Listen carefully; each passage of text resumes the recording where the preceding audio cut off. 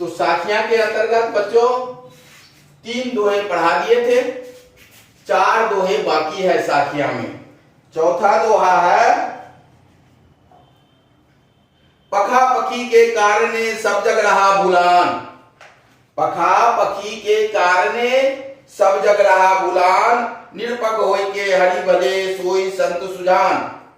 पखा पखी पक्ष विपक्ष में लोग लगे रहते हैं, धर्म के आधार पर, संप्रदाय के आधार पर, अमीरी के आधार पर, गरीबी के आधार पर पक्ष विपक्ष में लोग उलझे हुए रहते हैं।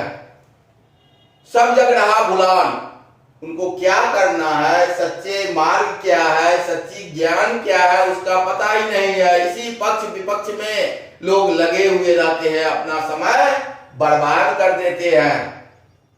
निरपक होय के हरि भजे, जो यह पक्ष विपक्ष, धर्म, संप्रदाय, अमीरी, गरीबी आदि से ऊपर उठकर माया, मोह, लोभ आदि को त्याग कर निरपक होय के हरि भजे सोई संत सुजान, जो निष्पक्ष होय के भगवान का भजन करते हैं, वही संत जो है सुजान है, ज्ञानी है, जानकार है, पंडित है।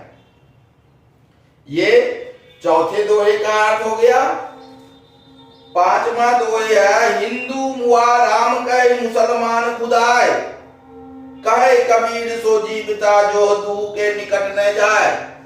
हिंदू जो है हमेशा राम राम कहते रहते हैं और मुसलमान खुदा अल्लाह का नाम लेते रहते हैं।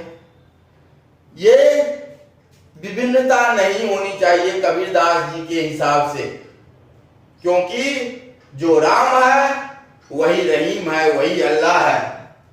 कहे कबीर सो जीविता, कबीरदास जी कहते हैं वही जीवित रहते हैं, उसी का नाम अमर होता है। जो दुहु के निकट न जाए, जो इस दोनों के झमेले में न पड़ के दोनों को एक मानते हैं और ईश्वर का भजन करते हैं, क्योंकि अल्लाह और ईश्वर में कोई अंतर नहीं है।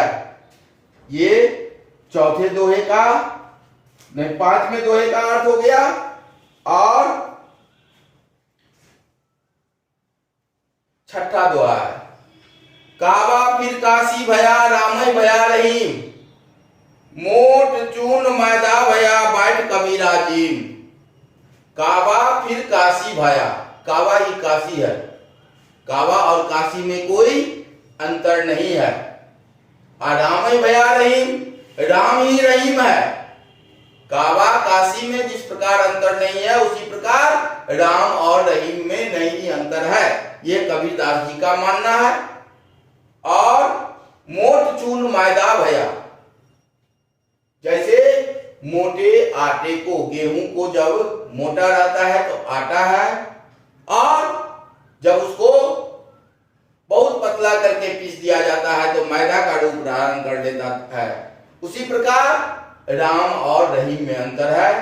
इस सांप्रदायिकता के भेदभाव में न पड़ के उससे ऊपर उठकर ईश्वर का भजन करना चाहिए, क्योंकि राम और रहीम में अंतर नहीं है, काबा काशी में अंतर नहीं है। जिस प्रकार मैदा और आटा दोनों ही एक ही गेहूं से बनता है, उसी प्रकार एक ही ईश्वर का दोनों रूप है।